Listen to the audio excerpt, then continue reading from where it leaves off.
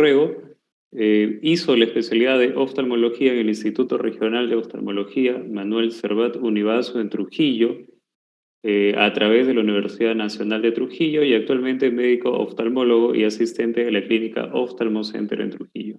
Doctora, muy buenas noches. Le doy el pase para que pueda iniciar.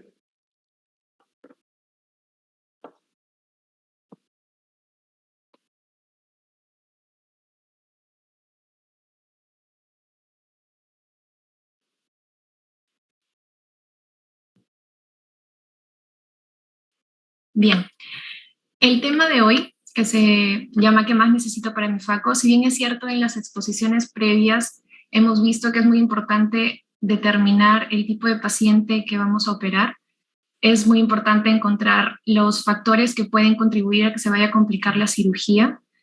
Y esto es importante porque tenemos que anticiparnos y ayudarnos de otros instrumentos e insumos que nos van a ayudar a que la cirugía sea más segura, ¿no? Y tengamos un resultado adecuado. Entonces, el día de hoy vamos a hablar acerca de dos de estos insumos importantes, como son las tinciones y los viscoelásticos o dispositivos viscoquirúrgicos oculares, que en su siglas en inglés son OVD. Entonces, en las tinciones tenemos que uno de los pasos principales y más importantes para que el resto de la cirugía de catarata se dé de una manera adecuada es la capsulorhexis, ¿no? Entonces, para realizar la capsulorhexis, como estamos viendo en este video, es ideal o fundamental que haya un buen reflejo rojo.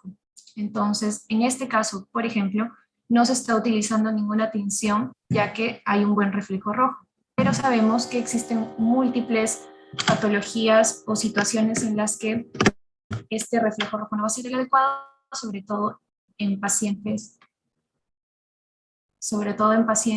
en los que las cataratas van a ser mucho más maduras, ¿no? Entonces, dentro de los tipos de tinciones que se han estudiado a lo largo del tiempo, tenemos desde la violeta genciana, verde de indocianina, fluoresceína y el azul de tripán. El día de hoy vamos a hablar sobre todo sobre el azul de tripán, ya que esta es la única tinción aprobada por la FDA para el uso en la cirugía de catarata. Entonces, el azul de tripán, desde los años 70 aproximadamente, fue usado para teñir el endotelio de córneas donantes. Entonces, el azul de tripán, ¿cómo funciona? Este crea una tinción por exclusión, es decir, determina o diferencia células viables de no viables, porque aquellas que no son viables van a tener una membrana basal alterada que va a permitir que el colorante ingrese. Entonces, como vemos en las imágenes de la derecha, esto puede ayudar a distinguir, por ejemplo, en estudios más recientes, de que estudian preservantes de córneas, determinar cuál es mejor según la cantidad de pérdida de células endoteliales a lo largo del tiempo, ¿no? Entonces, esto ya se usaba desde 1970 para así asegurar que la córnea donante tenía la cantidad necesaria de células endoteliales. Entonces, a partir de 1990 ya se comenzó a usar el azul de tripán ya para mejor visualización de la cápsula anterior intraoperatoriamente. Ahora, tenemos el azul de tripán y cuánto debemos usar de azul de tripán. Porque el azul de tripán se utiliza en muchos otros procedimientos que no son oftalmológicos. Entonces, cuando se comenzó a usar, se hicieron estudios tanto en animales como en humanos, ambos de ellos evaluando distintas concentraciones, y por ejemplo, en el primero, Chang encontró que una concentración de 0.1% permitía una tinción adecuada de la cápsula anterior. Y en humanos, Jake encontró que 0.0125% era adecuada para teñir adecuadamente. Entonces, ya tenemos la concentración y ahora cuánto tiempo debemos dejarlo actuar. In vitro se ha visto mediante la acumulación de la célula de tripán, unos 60 segundos es adecuado para que en fotos digitales se vea una buena exposición de la cápsula anterior. Pero, clínicamente se ha demostrado en diversos estudios que eso basta unos unos segundos, mencionan hasta 30 segundos para que exista una buena visualización de la cápsula anterior. Entonces, todo esto habla acerca de la efectividad del azul de tripán para teñir la cápsula anterior. Pero, ¿qué tan seguro es el azul de tripán? Entonces, se han realizado estudios in vitro donde las pruebas en células endoteliales de conejos no han demostrado toxicidad en concentraciones de hasta 0.4 durante un minuto seguido, ¿no? El cultivo ya ahora de fibroblastos corneales humanos demuestra que la concentración más baja de 0.01% es tóxica finalmente, pero después de una exposición de 6 horas, ¿no? Que no ocurriría en una cirugía de catarata normal. Y estudios clínicos ya han demostrado que en humanos, ¿no? Durante la cirugía, no suele causar intraoperatoriamente una elevación muy pronunciada de la presión intraocular o una inflamación intraocular significativa o disminución del conteo de células endoteliales, ¿no? Por ejemplo, comparando el uso del azul de tripán, ya sea mediante la técnica con burbuja de aire versus solamente aplicando burbuja de aire sin ninguna tinción en los pacientes, se demostró que la diferencia de pérdida de células endoteliales no es mucha, ¿no? Incluso es menor en 7.5 versus 10.2. Y a los 8 años también se han estudiado sus efectos adversos que no se han encontrado, pero se menciona siempre el efecto sistémico, teratogénico y carcinogénico del azul de tripán, pero a nivel sistémico, ¿no? No a nivel local. O mejor dicho, no hay a la concentración en la que se utiliza y bajo el tiempo que se utiliza y removiendo el azul de tripán, no se ha demostrado que se absorba sistémicamente y que tenga estos complicaciones, pero siempre se recomienda tener precaución con embarazadas. Ahora, el azul de tripán, entonces, como mencioné, nos va a ayudar en ciertas situaciones, como cataratas blancas, cataratas luminescentes, opacidades corneales donde necesitamos un mejor contraste de la cápsula frente a la catarata que estamos operando, no necesariamente tan madura. Y en patologías donde haya hemovitrio, por ejemplo, pero también en el cirujano que está aprendiendo a operar cirugía de catarata, porque esta tasa de completar la capsulorhexis circular continua es mucho mayor usando el azul de tripán que sin usarlo. Entonces, se ha reportado una tasa de éxito de 96.5 hasta 100% usando el azul de tripán. Incluso la tasa de conversión a cirugía extracapsular, luego de hacer una capsulorhexis incompleta, disminuye usando el azul de tripán, un 3.85% versus un 28.3% cuando no se usa. Entonces, ante un cirujano en aprendizaje, es importante, si es que aún no hay la rapidez y la capacidad aún para hacer la capsulorhexis, de usar incluso en cataratas no maduras, ¿no? Ahora, ¿cuáles son sus ventajas y desventajas adicionales a las que ya mencionamos? Se ha demostrado que al usar el azul de tripán hay una reducción de la elasticidad capsular y mayor fragilidad. Quiere decir que es un poco más fácil realizar la capsulorhexis usando el azul de tripán. Otra cosa que se ha encontrado es que en cortes de córneas, en cortes de cristalinos donde se ha utilizado el azul de tripán, se ha encontrado que se disminuye la densidad y viabilidad de células epiteliales cristalinianas. Y esto se ha tratado de dar una traducción o una ventaja de que probablemente disminuya la opacidad de cápsula posterior, teniendo en cuenta que la persistencia de estas células epiteliales en la cápsula contribuiría, ¿no? Entonces, al usar el azul de tripán, podría haber una disminución de la opacidad de cápsula posterior. Ahora, las desventajas es que al inicio, cuando recién se estaba usando y se usaban lentes acrílicos hidrofílicos, se encontraron casos en los que se hubo tinción del lente intraocular con el azul de tripán, produciendo una disminución de la sensibilidad al contraste posterior en los pacientes operados. Y en pacientes con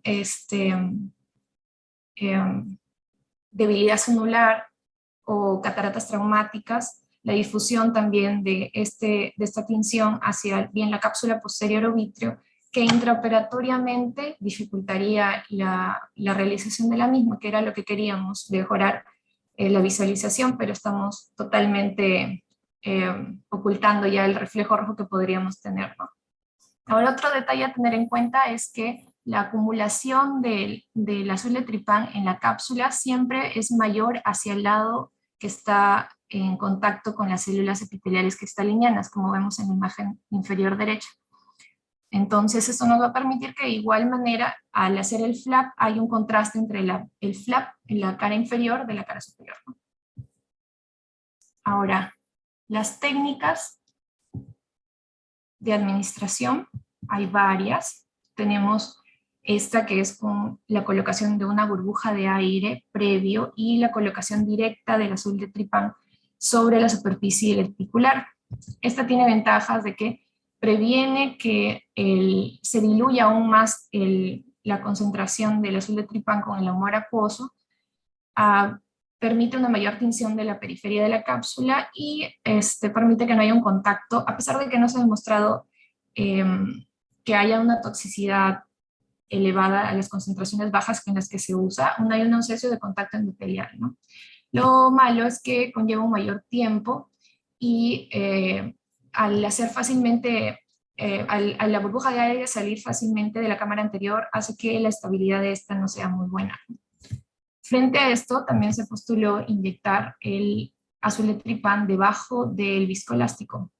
Entonces, esto, como vamos a ver más adelante, al hablar de viscoelásticos, tiene diferentes técnicas y la ventaja es que se mantiene mejor la cámara anterior debido al viscoelástico utilizado. Tampoco hay contacto endotelial, pero implica un mayor costo y una mayor dificultad de acceder a toda la cápsula anterior, como vamos a ver en este video. En este caso, el cirujano que operó esta catarata simplemente colocó, no sabemos qué tipo de viscoelástico colocó, y está colocando el azul de tripán sobre la superficie de la cápsula, ¿no? Se menciona que hay que realizar como como pintar la cápsula anterior con la misma cánula, pero hay otras técnicas en las que se trata de dejar una interfaz entre el viscoelástico y la superficie del cristalino con BSS para que sea más fácil colocar la inyección del viscoelástico, del azul de tripán.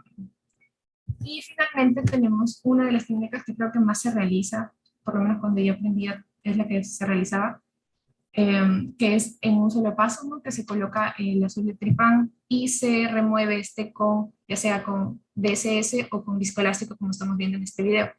El problema de usar el viscoelástico es que corremos el riesgo también de que se tiña brevemente con el azul de tripán y como va a quedar en la cámara anterior, nos disminuye la visibilidad, ¿no? Es más rápida, no requiere instrumentos adicionales, pero hay contacto endotelial. Ahora, finalmente, unas técnicas más que se han mencionado son, como mencioné, la colocación del viscoelástico junto con el BCS en la interfaz entre el lente y el viscoelástico para que sí haya un lugar donde pueda correr el azul de tripán. Y también se ha mencionado la inyección intracameral subcapsular, es decir, mientras hacemos la capsulotomía, inyectar el azul de tripán para que se tiña la superficie inferior de la cápsula anterior, y al hacer el flaps estaríamos viendo igual el contraste entre ambos, ¿no? También se han empleado mezclas con el viscoelástico, ya sean fabricadas o hechas así con viscoelástico y con el azul de tripán, o ya se están fabricando viscoelásticos con tinción. Entonces, el problema es que es un poco más costoso, ya que posteriormente hay que recambiar o intercambiar el viscoelástico con tinción por uno sin tinción, ¿no? Para poder seguir realizando la cirugía. Muy bien, entonces, hablando de viscoelásticos, este fue una revolución cuando se comenzó a usar, porque antes se creía que la cirugía de cataratas inevitablemente iba a ocasionar daño en el córnea, hasta que se encontraron los viscoelásticos y su uso en la cirugía de catarata, lo cual facilitó y realizó que casi sea una cirugía sin complicaciones, ¿no? Una cirugía fácil y sin complicaciones. Ahora, para conocer los diferentes tipos de viscoelásticos que existen y su clasificación, debemos entender las propiedades que ellos tienen. Entonces, una de ellas es la viscosidad. La viscosidad es la resistencia con la que las partículas de un cuerpo se deslizan entre sí, o sea, su fricción interna. Esto va a depender de varias características como la temperatura, gradiente de movimiento, peso molecular y concentración. Pero lo que hay que tener en cuenta o recordar es que a mayor tamaño y longitud de onda de cadena del polímero que se va a usar, hay una mejor mantención de espacios, ¿no? O sea, mayor viscosidad, mayor longitud de cadena, es mejor manteniendo espacios. La cohesividad es otra propiedad que es la capacidad del material de adherirse a sí mismo, que está relacionada con el peso molecular también. A mayor longitud de cadena, mayor cohesividad y adhesividad, y mayor facilidad de ser aspirados, porque al adherirse a sí mismo se comporta como una masa, entonces es más fácil ser aspirado, mientras que los que tienen cadenas más cortas se comportan, se dispersan y se agregan sobre las superficies. Entonces, cuando se trata de aspirar, estas se disgregan y no son fáciles de aspirar, ¿no? Entonces, un término que hay que tener en cuenta frente a las nuevas clasificaciones que han habido es el índice de cohesividad, de cohesión-dispersión. Entonces, esto quiere decir o está relacionado con el porcentaje aspirado del viscoelástico frente a una determinada presión de vacío en milímetros de mercurio. Entonces, como vemos, aquí hay ejemplos sobre viscoelásticos cohesivos en la línea verde y viscoelásticos dispersivos en la línea roja. Los viscoelásticos cohesivos, que tienen cadena larga, recordemos siempre, tienen un porcentaje mayor de aspiración con cantidades menores de milímetros de mercurio de vacío, mientras que los dispersivos, para tener un porcentaje mayor de aspiración de viscoelástico, o sea, cantidad de viscoelástico aspirado, requieren mayor presión de vacío, ¿no? Otra propiedad es la pseudoplasticidad, muy importante, que es la facilidad de deformación, o sea, la facilidad de pasar de un viscoelástico, de pasar de un estado de mayor viscosidad y dureza a un estado de menor viscosidad cuando se le aplica una fuerza externa, por ejemplo, cuando es inyectado a través de una cánula.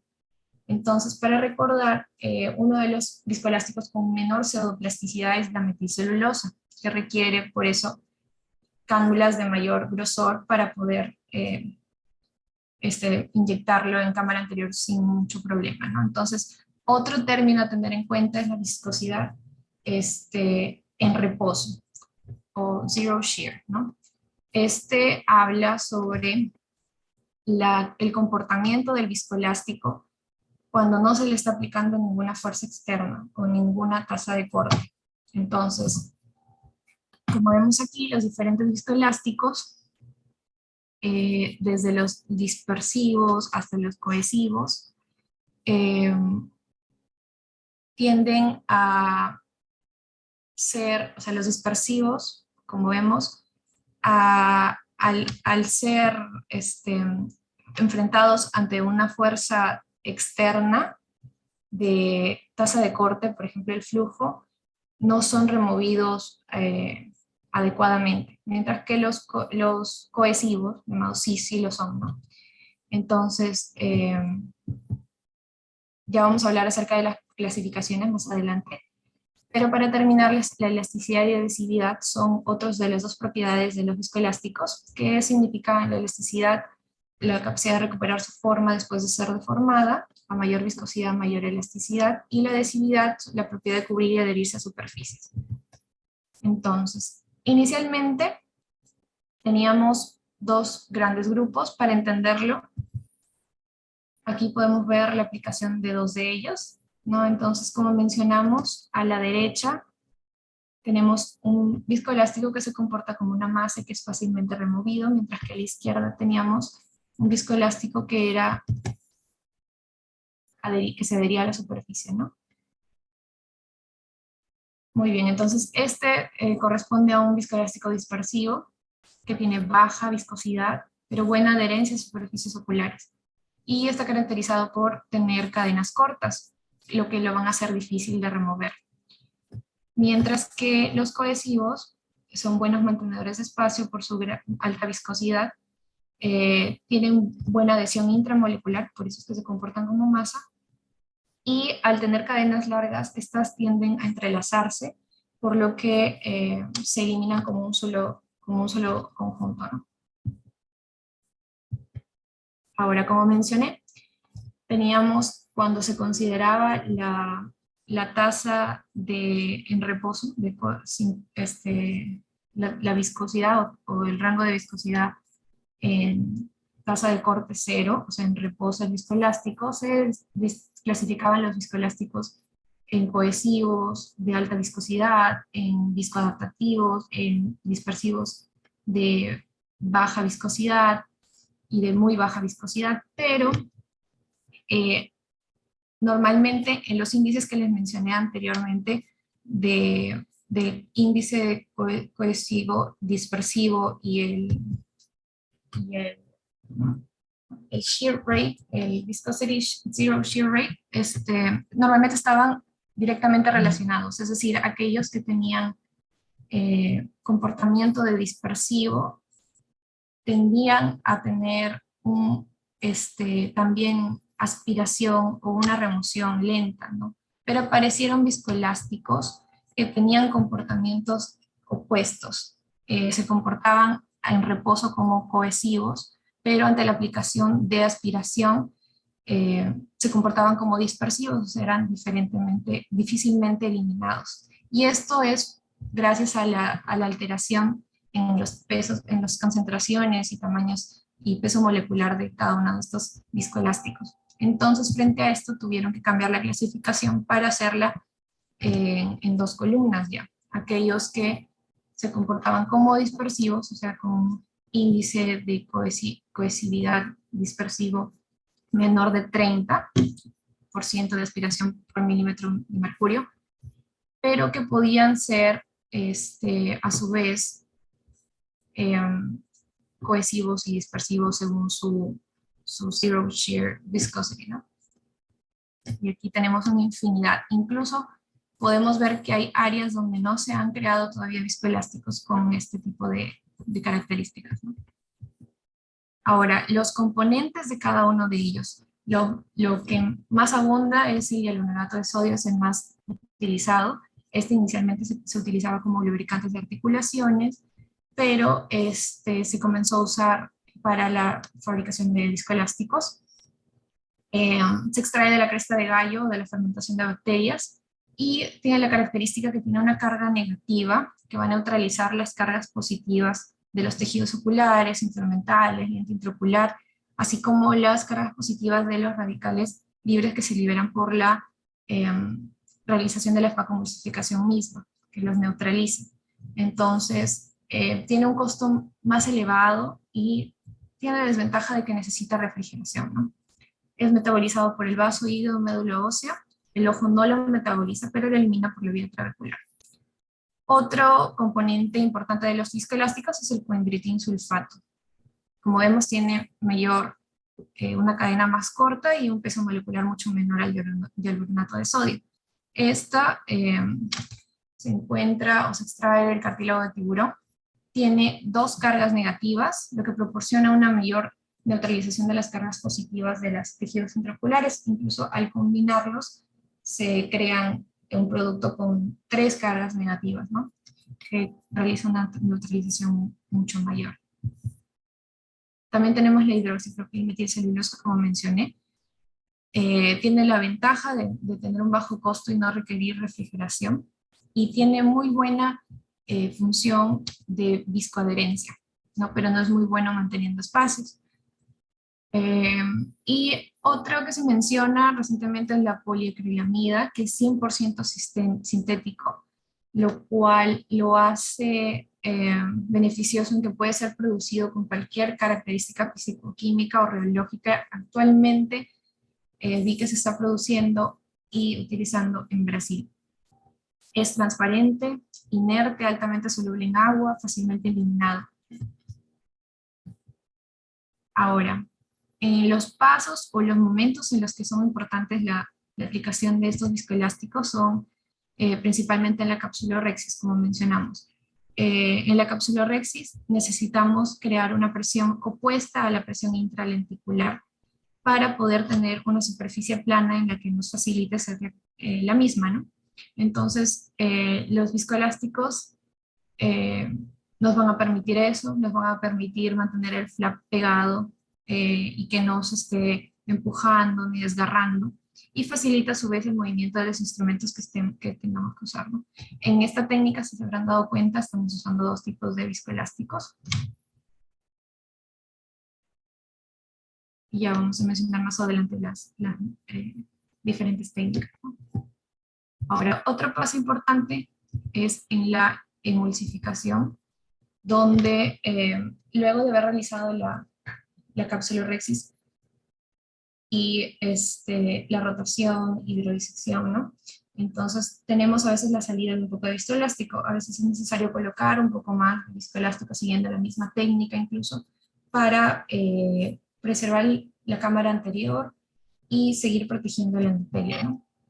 Nunca está de más, si es que poseemos los recursos y la capacidad de tener el viscoelástico a la mano, de emplearlo cuando sea necesario. Y como vimos, si es que ya identificamos pacientes en riesgo con TEA endotelial límite o con en una cámara anterior muy estrecha, usarlos indiscriminadamente. Entonces, el otro de los pasos donde es fundamental el uso del viscoelástico es el implante de lente intraocular. Necesitamos crear un espacio en la cápsula del cristalino para poder colocar sin problemas el lente intraocular.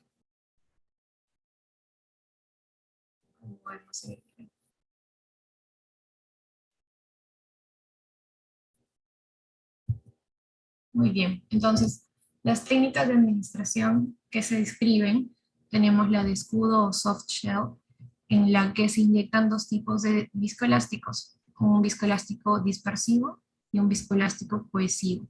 Entonces, como vemos en la primera imagen, en color verde, se está colocando un viscoelástico dispersivo. Se trata de colocar el viscoelástico en forma de monte y en forma de que cubra, no llene completamente la cámara anterior, para que permita que cuando colocamos el viscoelástico cohesivo, como está aquí en azul, nos dirigimos al centro para que el viscoelástico cohesivo empuje hacia arriba el viscoelástico dispersivo que inicialmente colocamos, y de esa manera se adhiera a toda la superficie de la córnea y establezca un autosellado de la cámara interior, ¿no?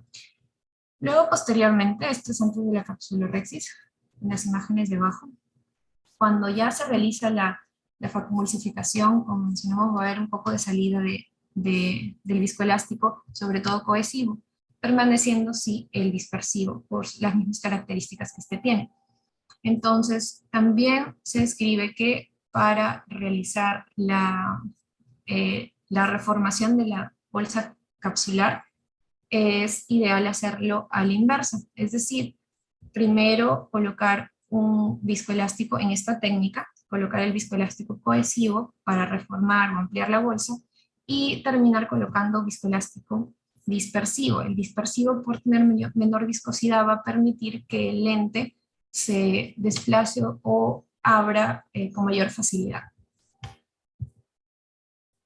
Tenemos la otra técnica, que es la de escudo mejorada o Ultimate Soft Shell, en la que se inyecta otro viscoelástico, que es el viscoelástico viscoadaptativo, que como mencionamos, va a tener la función en reposo de mantenedor cuando se le emplea una fuerza, va a comportarse como dispersivo y va a tener menor facilidad de salida, ¿no? Entonces, normalmente en esta técnica se coloca hasta el 80% llena la cámara anterior con el disco adaptativo y se ingresa con una cánula inyectando BCS, creando una interfaz entre el cristalino y el visco adaptativo, para que de esa manera en esa área sea fácil mover los instrumentos, siempre creando pozo con baja viscosidad.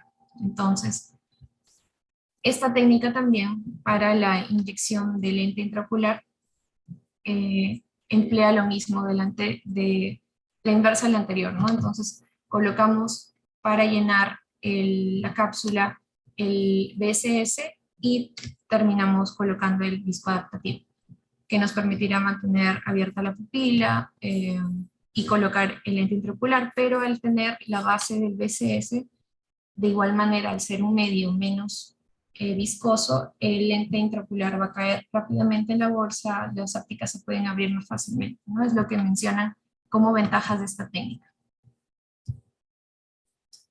Y tenemos también la técnica en escudo triple, en la que combina las anteriores mencionadas.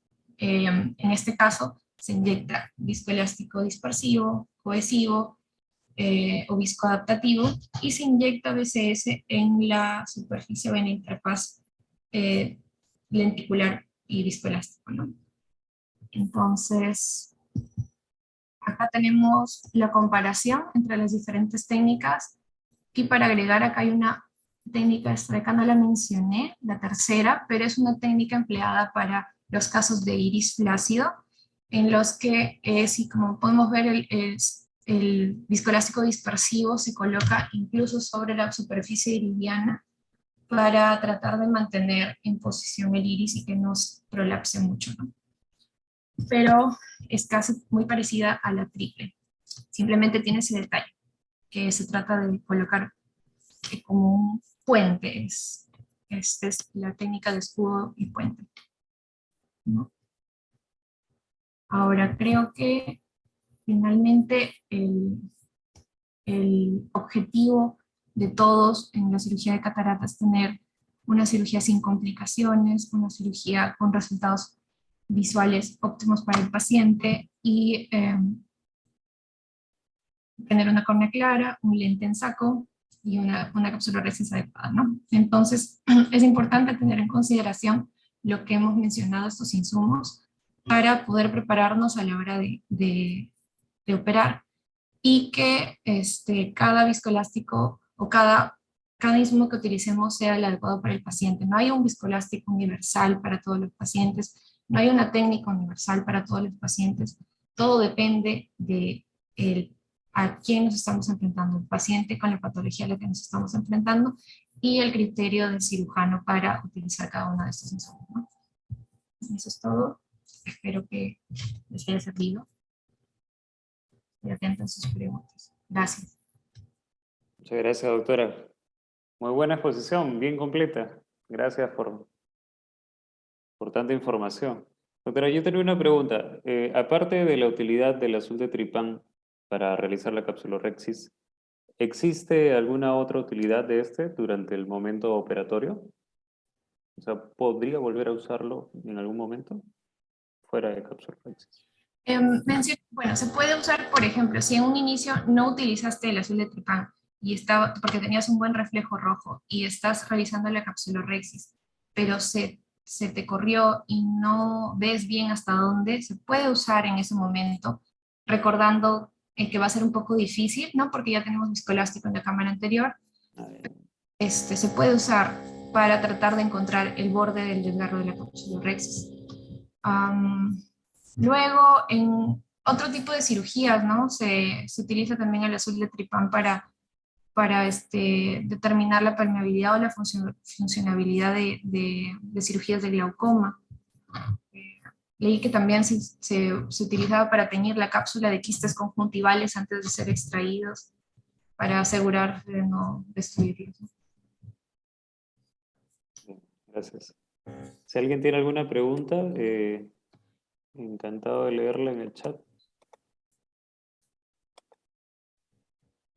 Bueno, buenas noches, doctor Aroni, muy bonita su ponencia. Aprovecho para hacer una pregunta sobre los casos en los que tenemos una ruptura de cápsula posterior. Nadie quiere enfrentarse a esta complicación, pero en algún momento todos vamos a tener una. Entonces, ¿qué tipo de viscoelástico es el que usted usa de primera intención y bien identifica una ruptura? Claro, muy buena pregunta.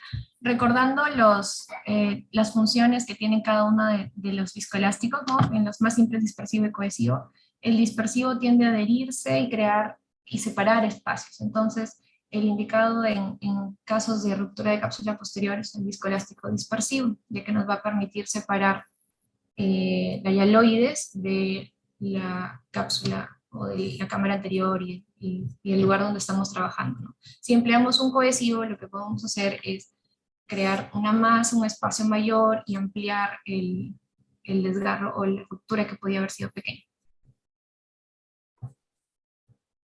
Gracias, doctor.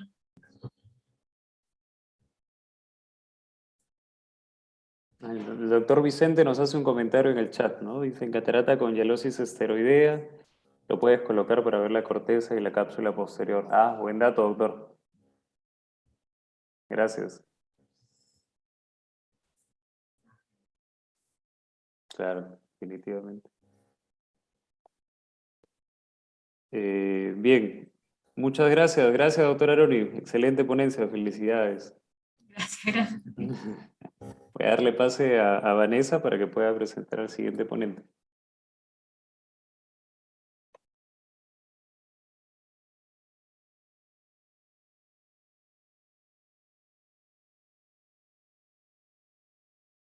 Muy bien, entonces vamos a pasar al tema de auxilio, cómo calculo el ente. La ponencia va a estar a cargo del doctor Julio Rodríguez. Él es egresado de la Universidad Nacional de Trujillo, especialización en oftalmología en el Instituto Regional de Oftalmología, con un posgrado en glaucoma en la Pontificia Universidad Católica en Argentina, Santa María, y con un fellowship en segmento anterior en la Clínica Oftalmológica del Caribe en Colombia. Doctor Julio Rodríguez, bienvenido a nuestro curso. Hola, ¿cómo está? Buenas noches. Voy a compartir pantalla. Perfecto, gracias. ¿Sí se ve ahí? Sí. Bueno, buenas noches con todos. El tema que voy a tratar yo es acerca de la metodología del cálculo del lente intraocular. Más que todo es una exposición práctica de todo lo aplicado en la teoría, porque creo que a veces eso es lo que nos tiende a confundir cuando hemos sido residentes. En el fellow que estoy cursando actualmente, básicamente esas son las líneas que usamos para los cálculos del día a día. Entonces, dentro de las metodologías los métodos para las medidas del cálculo del lente, existen tanto biometrías como A, como ya lo conocen, que es de contacto por inmersión, que actualmente la de contacto ya ha sido desterrada. Por ningún motivo debe ser tomada en cuenta para un cálculo exacto de un lente intraocular. Las biometrías del modo B, lo que se hace a través de viendo en un corte todo el ojo, también se hace unas mediciones en patologías especiales, y lo que se usa más de los 90% de los pacientes, que es la biometría óptica. Ya saben que los que usan interferometría, reflectometría, y lo último que se está usando, que es el sweep source, que tanto lo tiene ya el Master 700 como Anterior. Entonces, la biometría por ultrasonido, podemos saber que existen de dos maneras, tanto de contacto como por inmersión. La diferencia en esto, o el error que radican el de contacto, es que no respeta la zona de interferencia. ¿Y qué es la zona de interferencia? Es donde los haces de ultrasonido van a chocar entre ellos, no hay una perpendicularidad ni una línea en la cual tomen. Y estos resultados van a dar como respuesta ecos de diferentes longitudes muy variables, y no van a permitir un cálculo adecuado. Entonces, dentro de la clínica oftalmológica, quienes hacen la biometría son técnicas ya que tienen bastante tiempo, y lo que hice fue de que a un mismo paciente le hagan una biometría por contacto y otra por inmersión. Y como podemos ver acá, los resultados variaron mucho, las longitudes también. ¿Y es por qué? Porque así uno tenga la mayor destreza, siempre va a ser una pequeña presión en la córnea y va a dar como resultado un falso valor de la longitud axial y que siempre tiende a ser más corta de su valor normal. Otra forma de diferenciar cómo es de contacto por inmersión cuando a veces no lo ponen es diferenciar los picos que generan cada uno. Por ejemplo, como tenemos a la izquierda, podemos contar 1, 2, 3 y el cuarto pico que sería la retina. En cambio, en el lado derecho podemos notar 1, 2, 3, 4, 5, que serían los picos de una biometría por inmersión. ¿Y por qué? Porque el quinto pico es el espacio que nos da la zona de interferencia.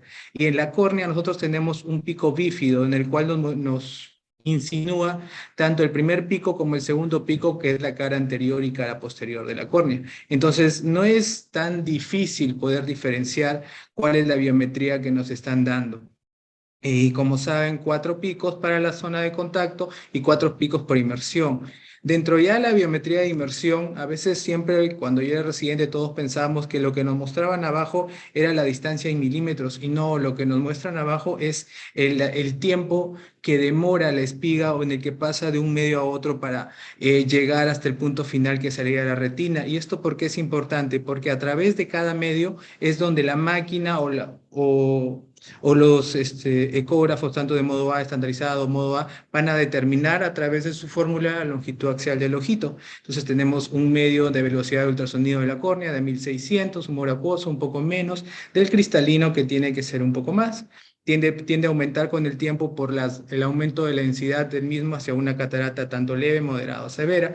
El vítreo, que en la mayoría de los casos sería 1532, pero puede ser reemplazado incluso por aceite de silicón en pacientes operados de cualquier cirugía de patología vitrorretiniana, la misma retina y demás. Entonces acá, en el transcurso de la exposición, yo he puesto alrededor de 11 casitos clínicos bien cortos, en lo que nosotros podemos ver que este paciente, lo que primero notamos es que aproximadamente las longitudes tanto del ojo derecho, que es 2361, como el ojo izquierdo, 2363, tienden a ser similares. Como le expliqué, siempre ver los 5 picos. El primer pico, que es la zona de interferencia, es el segundo pico bífido de la cara anterior y cara posterior de la córnea. El tercer pico, que es la cápsula anterior, cuarto pico, cápsula posterior, y el quinto pico de la retina. Y como podemos ver, en ambos ojitos se respeta. Y siempre después del pico último de la retina, tenemos que observar una tendencia a la disminución de esos ecos. ¿Bien? Entonces, a través de esto yo puedo notar que el paciente pues tiene una buena toma de biometrías y puedo tener una fidelidad de que el cálculo que voy a colocar va a ser más adecuado para nuestro paciente. Este es otro ejemplo de otro paciente. Como pueden ver acá, las longitudes tienden a ser muy parecidas, pero como podemos ver en la zona L, que es longitud del cristalino, es de 0.86. Y para que alguien tenga una medida de tal magnitud, es principalmente porque está en un estado pseudofáquico, que ya ha sido operado de catarata.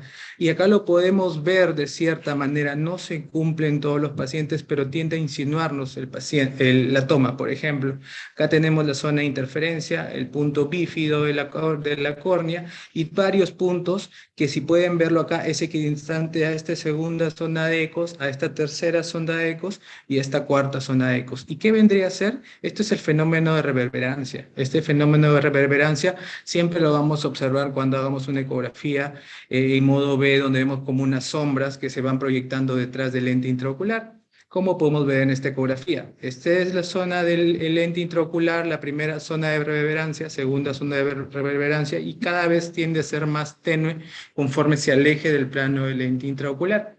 Y comparado con el otro ojito, pues tiene una medida adecuada de un paciente fáquico. Ahora, a veces yo he estado ya notando de que a veces en la cápsula posterior se pueden ver como unos patrones también bífidos, y tiendo a verlo en pacientes con un componente subcapsular posterior, y por sorpresa, pues acá el paciente, cuando lo clasificaron y lo mandaron para la toma, era una nuclear 4 posterior de 3. Entonces, no digo que se presenta en todos los pacientes, pero incluso ya viendo estas espigas, estos ecos, uno puede darse una idea a qué catarata podría presentar el paciente. ¿Bien?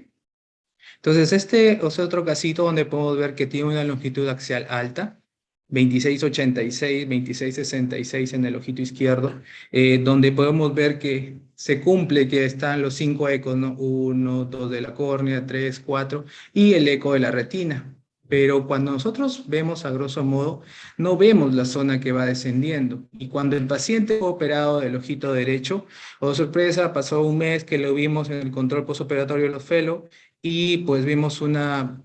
Ya no se usa el término sorpresa refractiva, más que todo se usa error refractivo, porque los que calculamos y decimos lentes somos los cirujanos, y pues un +7 -2 es algo que nadie espera en su paciente, una hipermetropía muy alta. Entonces, ¿qué pasó? Lo que pasó es de que no se presentó la zona posterior al eco alto de la retina, ¿no? En ambos ojitos. Entonces, la máquina no supo interpretar cuál era el punto de la retina y probablemente tomó un punto al azar que simulaba una longitud más alta de lo esperada. ¿Por qué digo esto? Porque al paciente luego le hicimos una biometría por Lenstar, biometría óptica, y de 26 podemos observar en ambos ojitos cambió a 23. Y esto es fácilmente predecible de esta manera. Miren, si ustedes tienen un paciente con longitud axial de 26 y les dio un estado refractivo de +7 -2, de 12.5 aproximadamente le debería haber correspondido un valor de 22. Y esto es una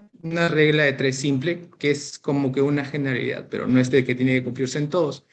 El valor en estado refractivo por un autorrefracto, es decir, montura aérea, se multiplica por un valor o una constante que puede ser de entre 1.3 hasta 1.7, dependiendo de la longitud del ojito. Este es un ojo promedio, 23.64, tomamos la constante de 1.5, 7 por 1.5, aproximadamente 10.5, si sumamos 12.5 más 10.5, pues da un valor de 23, 22, que es lo que podía esperarse. Entonces, más o menos este ejercicio lo traigo a colación de que no porque nos dan una biometría, yo ya puedo tomarlo los datos. Yo no solamente veo números. En biometría de inmersión veo formas, veo espigas, y yo debo saber cuándo una biometría está bien tomada o no, cuándo las desviaciones estándar están dentro de los parámetros y cuándo no, y cuándo dudar. Y sobre todo, cuándo encontrar una biometría de contacto y por ningún motivo usarla, ¿no? Entonces, ahora les traigo la biometría de modo B. En realidad son pocos los usos, son pocas las veces que se usa porque principalmente lo hacemos o lo usamos en pacientes donde tienen alguna alteración macular, miometrías extremadamente altas. Por ejemplo, acá este paciente tiene un estafiloma, entonces cuando nosotros lo hacemos fijar, nosotros no sabemos si está fijando en esta primera zona punteada, en esta segunda o en esta tercera zona, y lo que tenemos que hacer es ubicar el punto en la zona de fijación de la mácula, porque si nosotros tomáramos el primer punto que está hacia inferior, probablemente me da una longitud axial mucho menor a la correspondiente, y es lo mismo en este segundo paciente. Este ha sido el ojito que la longitud axial que más me ha tocado hacer es de 30.57 milímetros. El paciente usaba aproximadamente -19 un ojito y -21 en el otro ojito. Y se puede convertir y hacer a través de una copa, se extiende el transductor y hacer una medida aproximada y localizando el punto de evaluación en la mácula, ¿no? Y esta es la comparación. Otra aplicación es de que a veces cuando notamos acá un patrón, vemos que esta zona es plana, no encontramos la zona de descenso, es porque probablemente en esta zona estos ecos tienden a ser uniformes, entonces ya nos dan la sospecha que algo está pasando atrás. Probablemente la longitud axial que tomó es de 21.07, fue en la membrana limitante interna que estaba aumentado los ecos por la misma hemorragia subhialoidea cuando la longitud probablemente era más alta. Entonces, esta es la primera parte, le quería hacer un poquito rápido porque quiero llegar a la parte de los ejercicios. Cuando ya tenemos biometría óptica, tenemos un sinfín de exámenes de biómetros en todo el medio del oftalmológico. En la residencia nosotros teníamos el Aeromaster 700 con 1500, ahora en el Fellow lo que tenemos es el Anterior por Swipsor y el Lenstar 900, ¿no? Entonces, básicamente, lo que se diferencian los diámetros ópticos es cómo miden las queratometrías de los ojitos, porque las longitudes axiales tienden a ser muy similares Algunos tienen más ventajas que sobre otros, como ya el Master 700 tiende a pasar mucho mayor en medios subcapsulares o en cataratas más densas comparado con Lenstar. La ventaja del Lenstar es que permite medir el grosor de la retina. Y si hablamos de queratometría, uno usa el medio telecéntrico y el otro distancia dependiente. ¿Bien? Entonces, la importancia de la exactitud es de que en ojos semétropes un error de 0.1 milímetro te puede llevar a errores de 0.25 dioptrías del cálculo de lente, y 1 milímetro de error hasta 2.5, y si son hipermétropes altos, de 4 a 4.5 dioptrías el valor del lente. Entonces, datos importantes es que la biometría de contacto no se debe usar. Tiende a producir sorpresas refractivas miópicas. Si sospechan de una patología retiniana, previamente cirugía de retina, siempre hacer un modo B para ver cómo está el contorno de la mácula, el contorno posterior y demás, ¿no?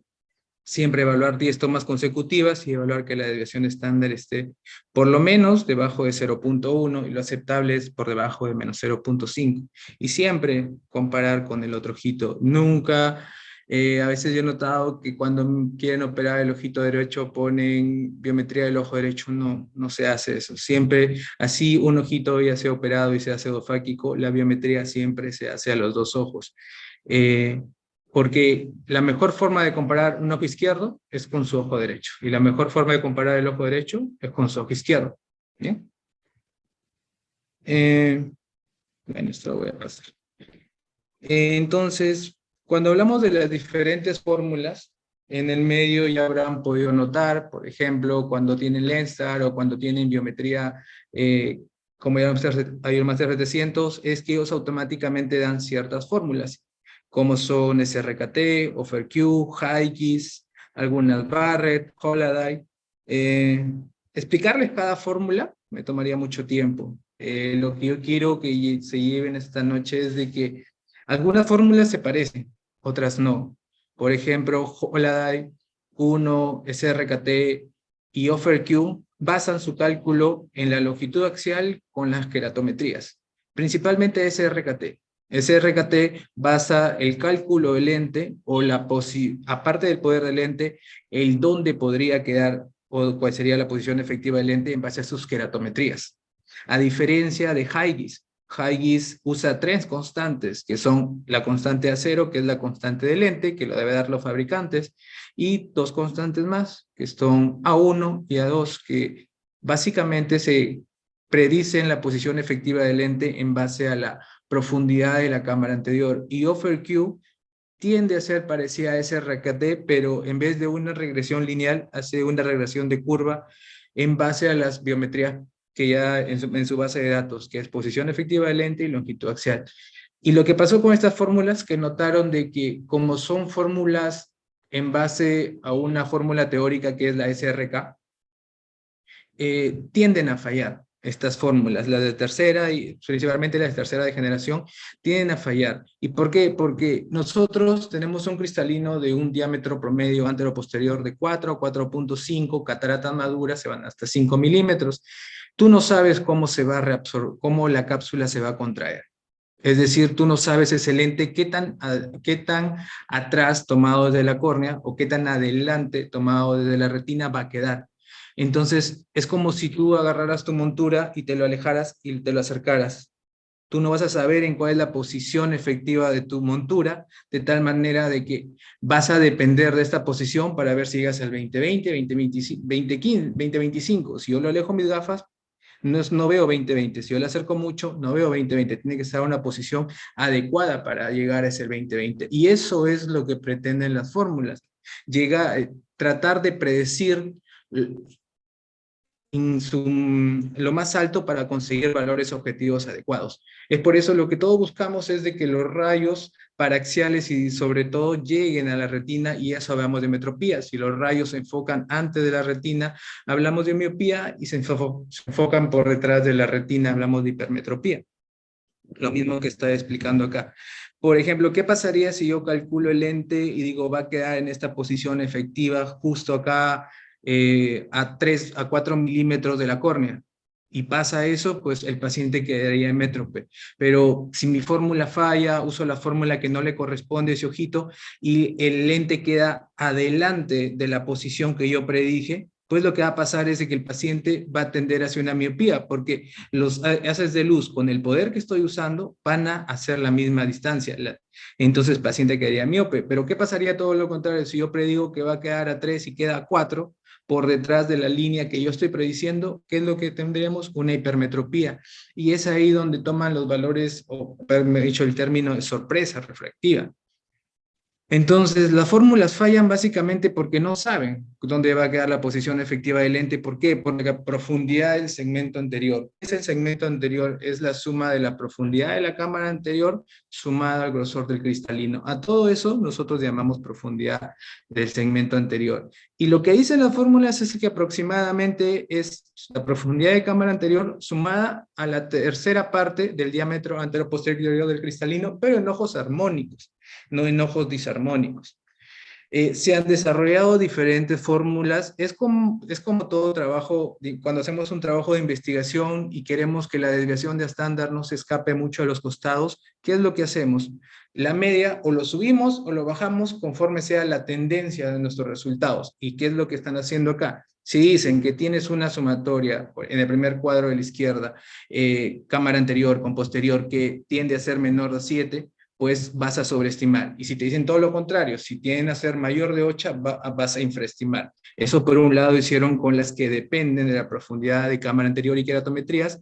Otras usaron como qué tan grueso es un cristalino o qué tan delgado es un cristalino y demás. Han desarrollado varios factores de corrección, varios factores de cómo el Dr. Wok y demás, cómo subsanar ese error que de por sí trae la fórmula de tercera y cuarta generación. Es por eso que esas fórmulas nunca van a llegar al 100%, porque son en base a una fórmula teórica.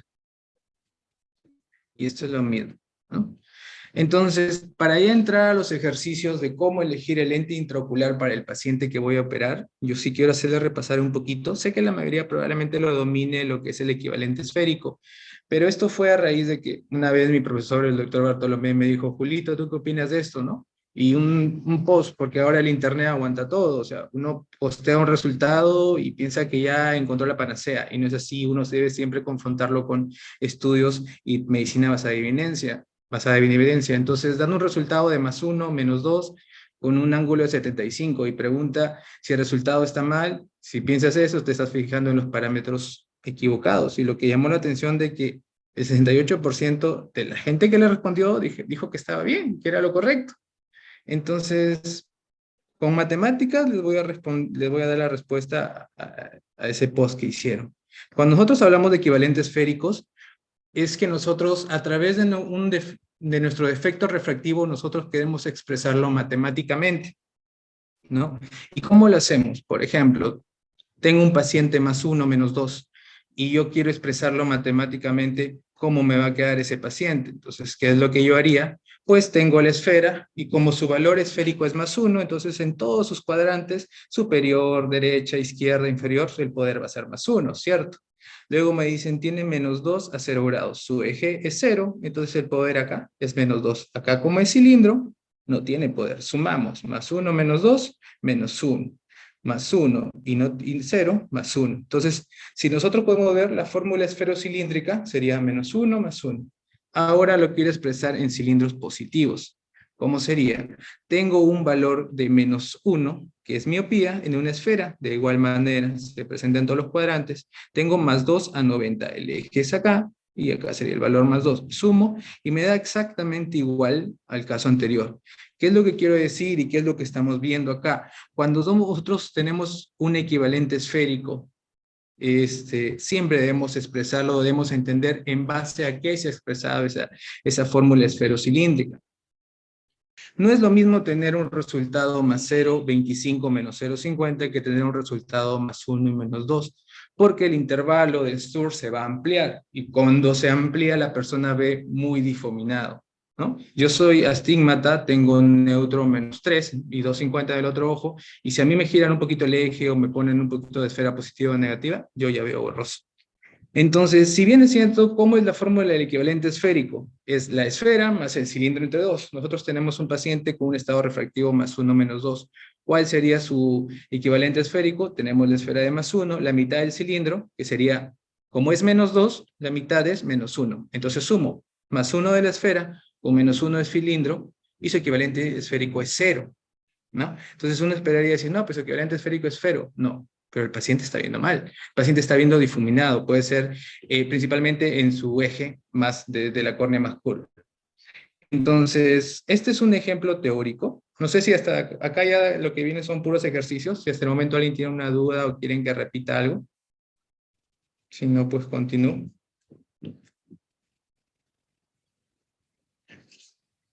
Bueno, entonces.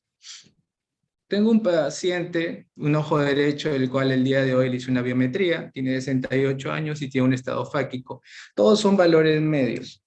Una biometría de una longitud axial de 24,5, grosor corneal normal, profundidad de cámara estándar, un grosor cristalino normal, un blanco a blanco normal.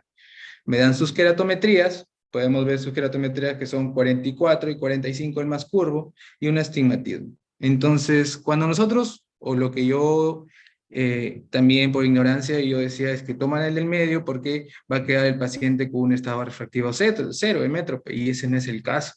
Cuando tenemos nosotros cuando colocamos lentes monofocales, lentes con poder esférico, no corregimos el astigmatismo. El astigmatismo se corrige con lentes tóricos o puede ser trabajado con unas incisiones, pero lo que está estudiado es que es con lentes tóricos. Entonces, ¿cómo yo puedo a través de estas queratometrías yo calcular el astigmatismo del paciente? Se hace de la siguiente manera. Resto la queratometría más curva sobre la queratometría más plana. Tengo acá 44,5 menos 44 y pongo el eje más plano. Y como nosotros usamos cilindros negativos, pues lo mantenemos, ¿no? Menos 0,50, 0 grados. Entonces, cuando entendemos esto, no es de que el paciente si le pongo un lente 21 va a quedar hipermétrope, si le pongo un 22 va a quedar hemétrope, y si le pongo un 23 va a quedar miope. Lo que sucede es esto, de que esta tablita que nosotros vemos siempre a los lados de los lentes intraoculares es el equivalente esférico. Si nosotros partimos del hecho de que el astigmatismo no va a cambiar, lo que entonces, ¿qué va a cambiar? La esfera. Si yo a un paciente le pongo, le voy a dar un poder de lente 22 esperando que quede neutro, si yo tengo un cilindro de menos 0,50, ¿cuánto debería tener de esfera para que sea 0? Pues la mitad del cilindro, ¿no? Porque la mitad del cilindro va a ser menos 0,25 más 0,25, el valor va a ser 0. Si yo quiero que el paciente quede ligeramente miope, pues tengo que darle más poder. ¿Por qué? Porque si quiero que quede menos 0,50, el valor de la esfera, perdón, si yo quiero que el equivalente esférico sea menos 0,50, probablemente el valor de la esfera tiene que ser menos 0,25, porque ya de por sí el valor del cilindro, que es la mitad, es menos 0,25. Entonces, esto es lo que yo quiero tengan en cuenta, es de que lo que ustedes os observen al lado del cuadro del poder del lente que da los calculadores no es el resultado visual, es un equivalente esférico que nosotros mentalmente tenemos que hacer el ejercicio para saber cómo quiero dejar a mi paciente, porque de eso va a depender cuál es el resultado visual y qué tanto se adapta el paciente. Siempre partimos de que si el paciente es miope, por lo menos, si no le voy a dejar hemétrope, dejarlo miope. Porque dejarlo hipermétrope a un paciente ya le quitas visión de lejos y de cerca. Un miope ve bien de cerca, pero mal de lejos. Entonces perderías algo más importante para el paciente, y la adaptabilidad, la neuroadaptación post colocación de lentes intraoculares, algo que también ya se está hablando. Bien, acá tenemos un ejercicio un poquito más ya real. Entonces acá podemos observar que si nosotros restamos, el astigmatismo es 0,79, aproximadamente 0,8 a un eje de 11 grados. Entonces, cuando me dan estos resultados de que el paciente, si yo coloco un lente 26, me va a quedar ligeramente negativo, lo que yo debo saber es de que a mayor poder de lente que yo coloque, el cilindro no va a cambiar del estado postoperatorio. Lo que sí va a cambiar es la esfera. Podemos ver que un valor de 25, uno diría, no, mira, va a quedarse más 0,6. No, en realidad te va a quedar más 1 de esfera. Y si vas a dejarlo un menos 0,71, no es de que te va a quedar muy miope, no, lo que te va a quedar es ligeramente miope, que puede ser menos 0,3 o menos 0,50 en el peor de los casos para el paciente. Ahora, yo he desarrollado un cuadro en el cual trato de dar como ciertas tendencias a cómo nosotros deberíamos englobar una biometría que me dan y qué lente escoger. Entonces, este cuadro ya es muy conocido, tiene muchísimos años, donde, por ejemplo, tienen en cuenta que si parten de que un ojo es de un segmento, de una longitud axial y un segmento anterior normal, pues el paciente probablemente de joven ha sido metrópe. En cambio, si un paciente ha sido de longitud axial corta, probablemente ha sido un hipermétrope, y si longitud axial alta, probablemente ha sido un miope axial. Las combinaciones surgen cuando ya tenemos segmentos anteriores muy grandes o muy pequeños, ¿no? Cuando hablábamos en oftalmopediatría de nanoftalmos, o ojos muy grandes con córneas muy grandes, los buftalmos, y demás parámetros, tanto megalocornia, microcórnea, con el síndrome de Ziegfeld-River y demás. Pero ¿cómo esto aplicarlo al cálculo de lente? Entonces,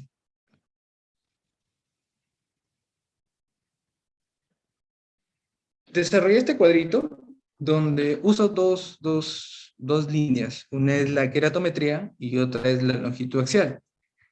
Siempre cuando vemos las biometrías, siempre a un lado los valores biométricos, que son longitud axial, cámara anterior, grosor cristalino, y por ende lo que queda es el tamaño o la distancia del vítreo, el tamaño del vítreo.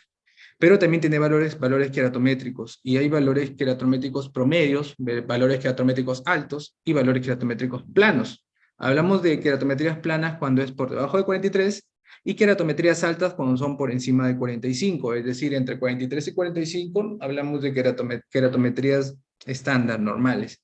Entonces, imagínense que tienen un paciente con una queratometría normal y una longitud axial. Probablemente cuando ha tenido 20 años, él nunca ha necesitado gafas y veía, y era el típico 20-20 que veía bien de lejos, bien de cerca.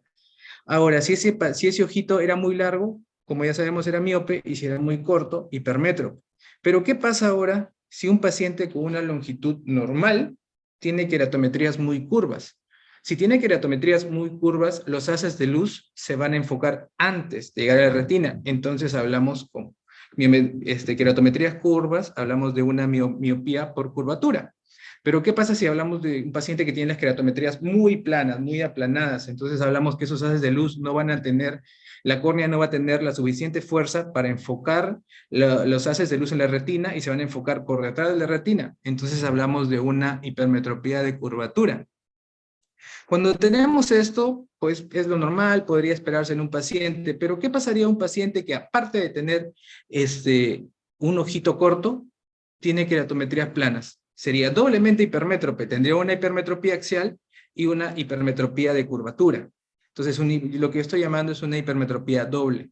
¿Qué pasaría todo lo contrario en un paciente con longitud axial larga y queratometrías muy curvas? Entonces llamo lo que es miopía doble, porque están contribuyendo dos factores, tanto la córnea como la longitud axial, para producir esa miopía. Otra combinación podría resultar de que un paciente que tiene longitud axial corta, hipermétrope axialmente, tenga córneas muy curvas. O sea, hablando de córneas, es una córnea que tiende a ser miope, pero por longitud axial es hipermétrope. Entonces hablamos de una metropía mixta. ¿Y qué pasaría todo lo contrario?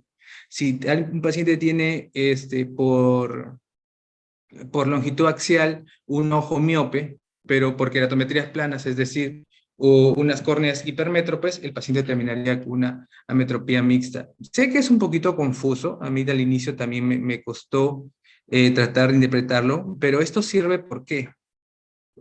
Cuando nosotros tenemos queratometrías muy altas, probablemente el poder del lente va a ser menos de lo esperado. ¿Por qué? Porque tengo tanto poder dióptrico en las córneas que eso está compensando el poder del lente. Y todo lo contrario, si tengo queratometrías planas, probablemente el poder necesario va a ser más de lo que las fórmulas de tercera o cuarta generación suponen. Y exactamente pasa en la longitud axial. A mayor longitud axial, menor poder. A menor longitud axial, mayor poder. Por eso los hipermétropes, ustedes habrán notado que usan valores de 26, 30, y los miopes altos escogen 12, 13, 10, es por eso. Bien, entonces ya estoy llegando a la parte final. Acá son los ejercicios que le estoy dejando. Acá son 4 ojitos izquierdos, en el cual podemos notar que la longitud axial tiende a aumentarse de 19,16, 21,82, 25,14 y 27,36. La longitud axial tiende a aumentar. ¿Qué uno esperaría a grosso modo? Que el poder del lente tiende a disminuir conforme va aumentando la longitud axial, ¿no? Y esto pasamos de un ojito de la longitud axial de 19,37 a la inversa, una longitud axial de 27, un poder de 8,5. ¿Bien?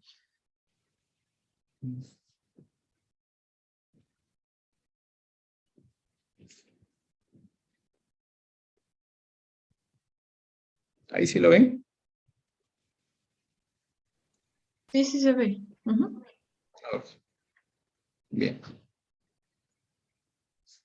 Entonces, acá tengo un paciente de longitudes axiales 22 y un promedio de 22, ya de por sí hablamos de ojitos hipermétropes por debajo de 23 y ojitos miopes por encima de 24, 24,5, 24,8.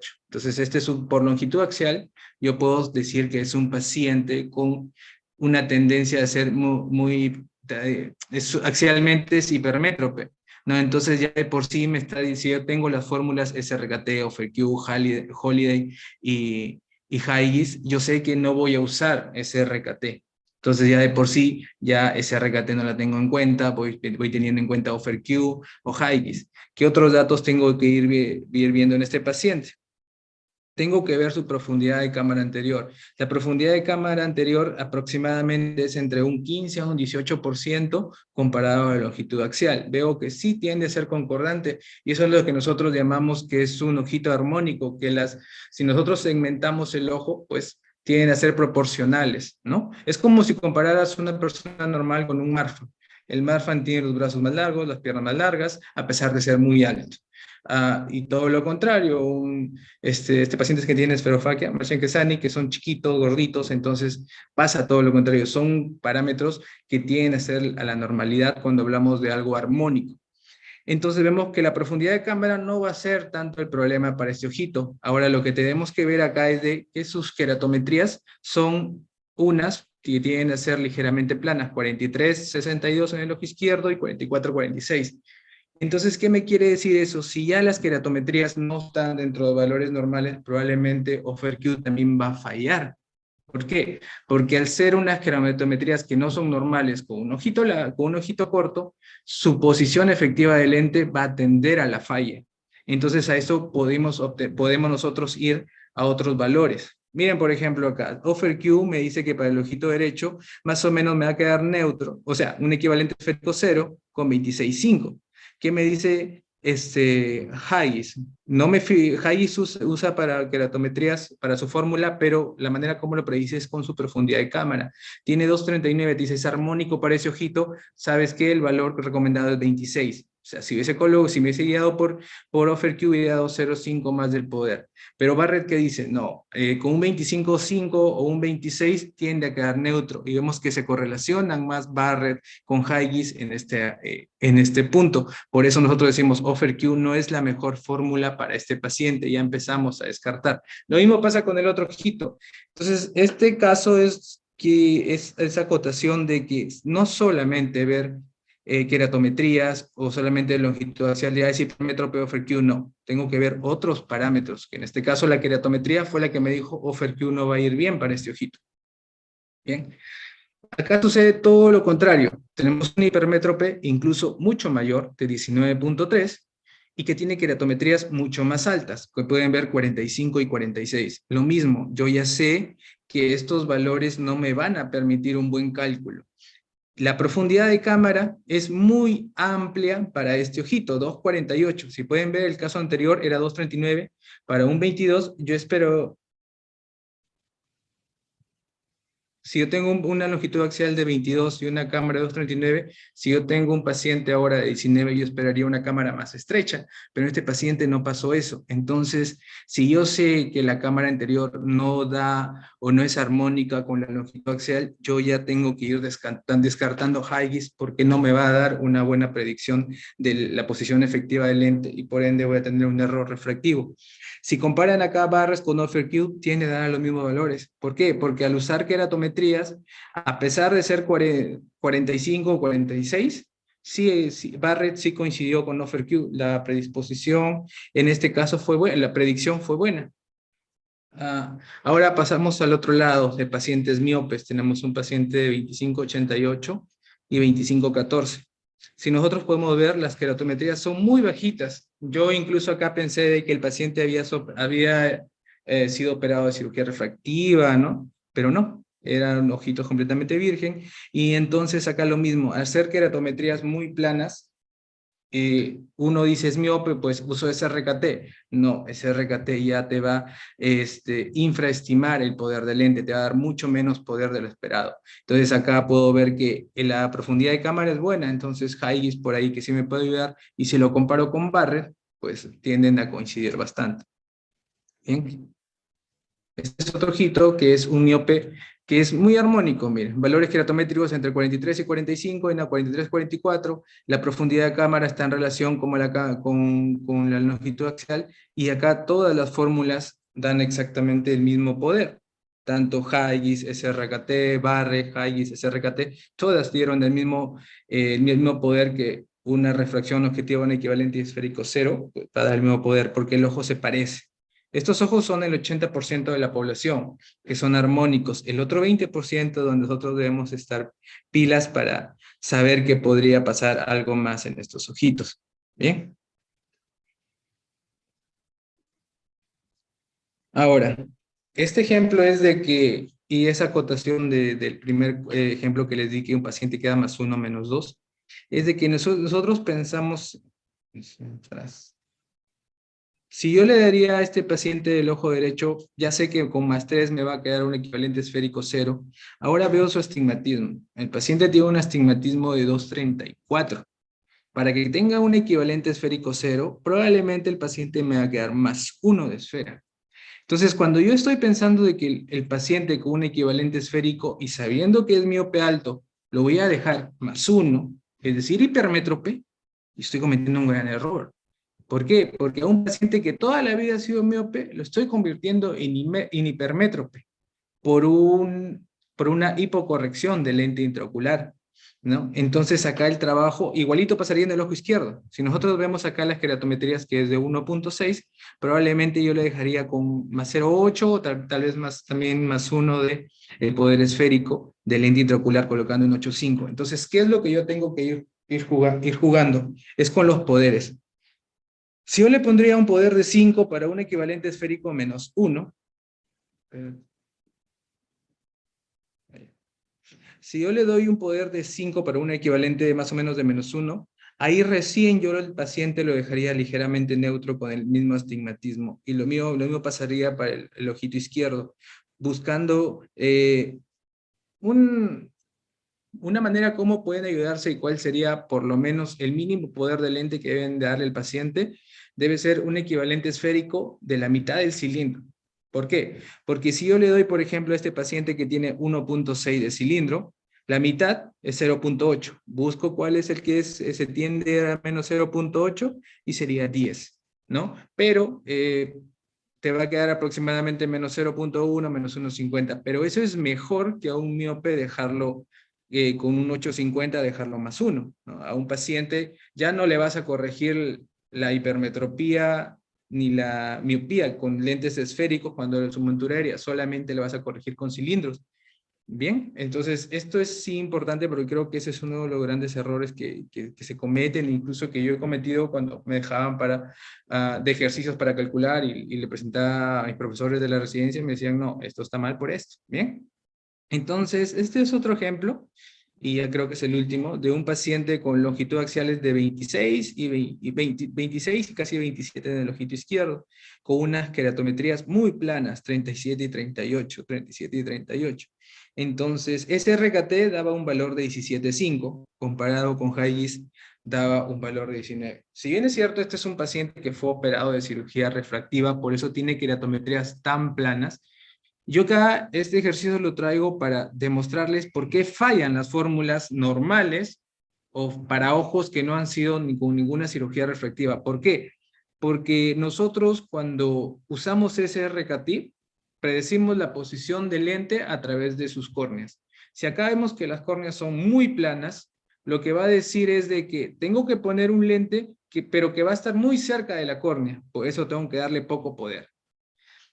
Pues, ese es un error, porque en realidad la córnea ha sido modificada, ha sido tratada. ¿Y qué es lo que dice Haigis? Bueno, no me fijo mucho en la profundidad, en el grosor corneal, pero sí voy a usar la cámara anterior, que su valor acá en este caso en el ojito derecho es 367. Por eso Haigis, si usamos para calcular pacientes ya operados, se va a equivocar menos, porque él no usa de por sí como primera instancia las queratometrías, pero igual ambas tienen a fallar. Y para eso, ¿qué tienen?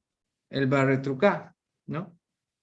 Que si, por ejemplo, en el ojito derecho te decía que era un 17.5 para que era equivalente esférico 0, y 19 en el ojito, y 16 en el ojito izquierdo, pues lo ideal hubiese sido un 20-18.5. Entonces, estas fórmulas, la fórmula de Barrett es una fórmula que está en línea, que viene con el software de Iron Master 700, Lenstar tiene que comprar el permiso, y nada, entonces este es el cuadrito que he desarrollado. No creo que sea el que va a cubrir todos los ojitos, pero yo creo que por lo menos un 85 o un 90% de los ojitos que nos van a llegar día a día para saber hacia dónde tenemos que apuntar con el cálculo del lente intraocular.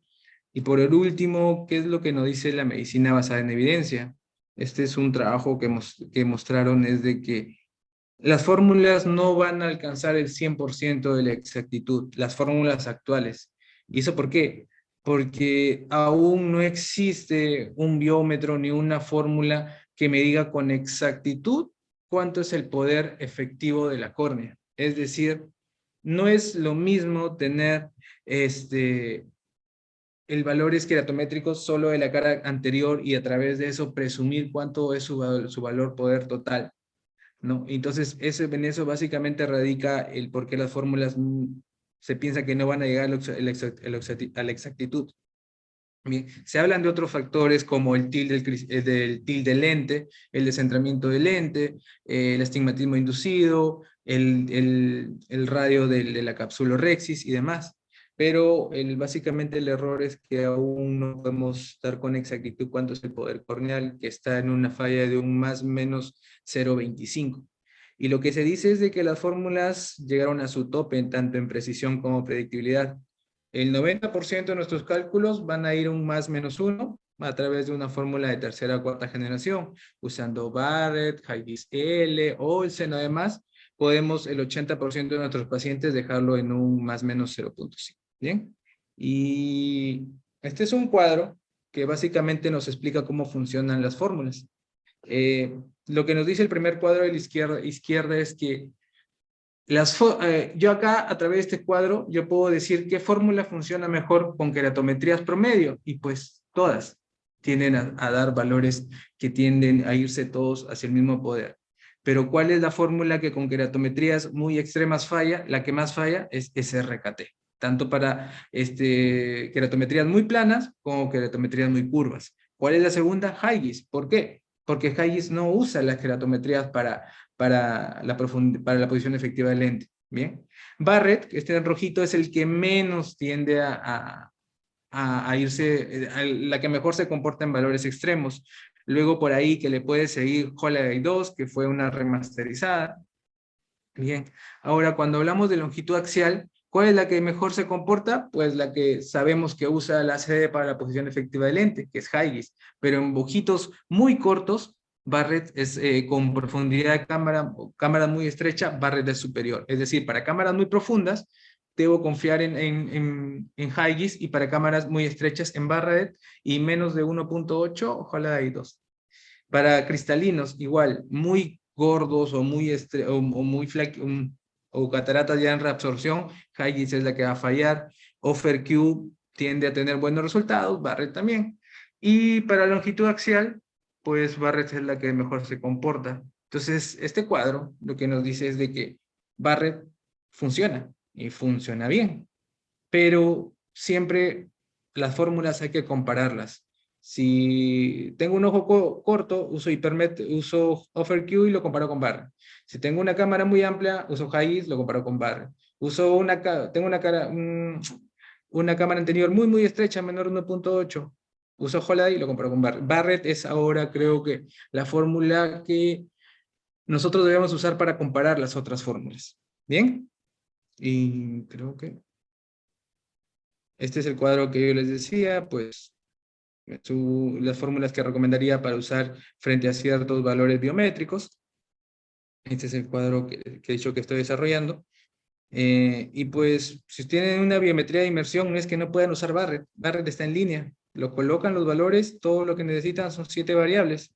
Longitud axial, queratometría más plana, queratometría más curva, profundidad de cámara, el grosor del cristalino, el white to white y el índice queratométrico. Ahí están las 7 fórmulas. Las conclusiones con esta pequeña charla es de que la evolución tecnológica de la biometría ocular ha puesto mucho más procesos clínicos, pero cada vez estamos usando más variables, y eso es con la finalidad de poder predecir la posición efectiva del lente. La predictibilidad y la potencia de lentes ha mejorado, pero no va a existir mejoría de resultados. No esperen de que con estas fórmulas lleguen al 100%. Eso no va a pasar. Ricardo lo ha sacado. Bueno, y no, eso es todo. Si tienen algún